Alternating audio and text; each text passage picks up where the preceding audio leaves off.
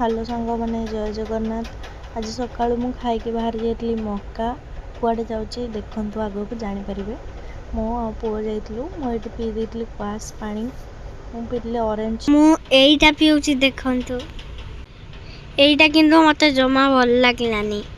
यहाँ हूँ लिंगराज मंदिर ये पुओ कर दौर आपण मान हाय ये आसलु आम यहीटा देखापी देखु हापी टुकुण रथ यात्रा से मैंने आसी मते बहुत शांति लगला और बहुत मजा भी लगला। ये भुवनेश्वर लिंगराज रे होता तथापि बहुत भिड़ था लिटराली बहुत दला दलिया लोक बहुत असुविधा पड़ जाते एत जोरे बात्या पवन है कुआपथर वर्षा है ता भर आम बस खोजिकिना बस रे बाहरी जाइलु घर बहुत वर्षा है कुआपतर भी पड़ला देखु केते जोर वर्षा होची।